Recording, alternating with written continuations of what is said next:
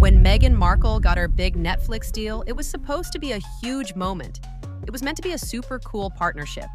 It would change TV, let her make new shows, and help her look awesome outside the royal family.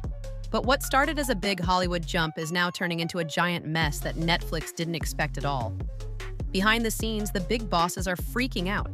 They're checking videos super closely, and one cooking show problem might be the final straw. Let's go back a bit. Meghan's show with Love Meghan was supposed to be a fun lifestyle show.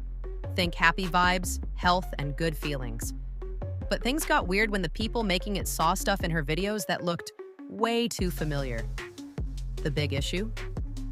A part in her new season seemed like a total copy of another show. It wasn't just a little bit like Gordon Ramsay's Hell's Kitchen. It was practically the same thing. We're talking whole scenes copied, like cooking contests, chefs arguing, a winner being named head chef, and even some of Ramsay's famous lines said exactly the same way. The Netflix bosses were shocked, not because it was bold, but because it was so obvious. The copied episode wasn't even from an old, forgotten season. It was from Hell's Kitchen Season 1, the start of Ramsay's big TV personality. Meghan thought nobody would notice if she went way back, but someone did. A worker spotted it during a normal check, and it caused a huge emergency meeting with Netflix's top bosses, Ted Sarandos and Greg Peters. These two sometimes don't get along, but when this copying problem hit, they agreed super fast. They were stunned and even embarrassed that something this obvious got so far in the show. So Netflix quickly cut that scene out. They pulled it from every version of the show and told everyone to film it again. But here's the twist. Meghan wouldn't get a new script. The new scenes had to be made up on the spot, so she couldn't copy anything again. And honestly, redoing a reality show without a script is like jumping out of a plane with no parachute. Meghan wasn't happy about the cut. She got super mad during calls with the team, saying the cooking scene was one of her best ideas. She even said it was her own because she held the contest in a rented house and had the winner cook for a fake charity event. But that didn't save it. Here's the wild part. Netflix secretly called Gordon Ramsay's team to try to fix things and say they were handling it. It wasn't just about breaking rules anymore. It was about looking bad to everyone. Ramsay wasn't quiet about it. People say he was super angry. Not only were his lines copied, but the whole feel of his show, the speed, the fights, the energy, was copied so much it felt like a fancy joke. Things got crazier from there. Ramsay's team started asking questions, Netflix dug deeper into their investigation, and they found even more copied stuff. Meghan's team didn't have much to say. The more Netflix looked, the more it seemed Meghan's choices weren't just iffy, they were risky. With new filming happening and no clear plan, the mess just kept growing. The timing was awful. Netflix was already in trouble with fans because of higher prices, canceling shows people loved, and competition from places like HBO Max and Peacock. People weren't super loyal to Netflix anymore, so Meghan's mess wasn't just a small problem. It could hurt Netflix's image big time. Inside the company, everyone was stressed. Ted Sarandos and Greg Peters weren't just fixing the show. They were trying to keep people from quitting Netflix. Meetings got super intense. Lawyers started checking every episode of With Love, Meghan to see if anything else was copied. And what they found was scary. It wasn't just Hell's Kitchen. Parts of other shows were mixed in, like bits from The Rachel Ray Show, styles copied from The Kardashians, and even pieces that sounded like old Food Network contests. It was like Meghan made a show out of bits and pieces, all put together and called her own. When asked about it, people say she just shrugged and called it inspiration, saying everyone copies a little. But Netflix wasn't okay with that, especially since some lines were copied exactly. The big moment came when test audiences saw the new season. Their reactions were rough. People noticed the copied stuff right away.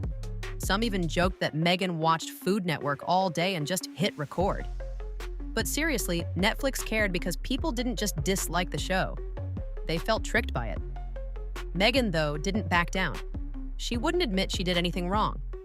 When the team tried to explain how serious it was, she said it was just drama that would go away. But it wasn't going away. It was getting bigger. Netflix had to decide, keep supporting Meghan and risk more trouble, or step back before things got worse. Then came the call Meghan didn't want. Ted Sarandis was super clear. The copied scenes were gone for good.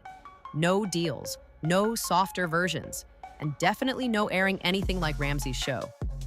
Meghan tried to bargain, offering to change the episode with new words, but it was too late. The trust was broken.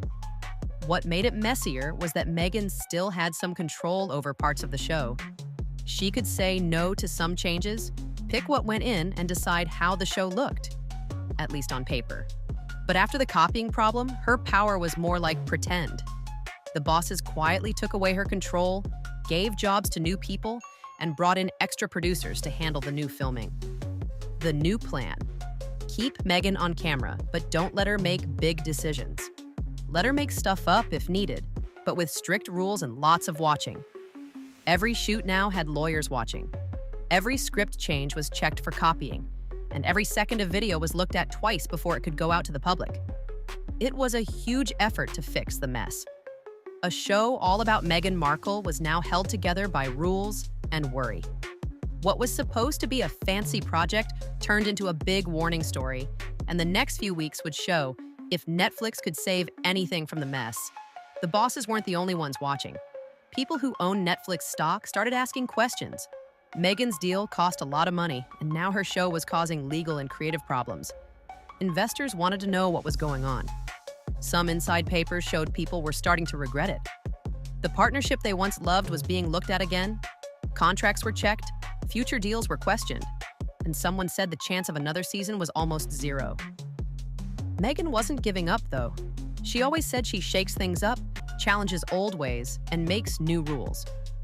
But now that the system was pushing back, she was struggling to stay in charge.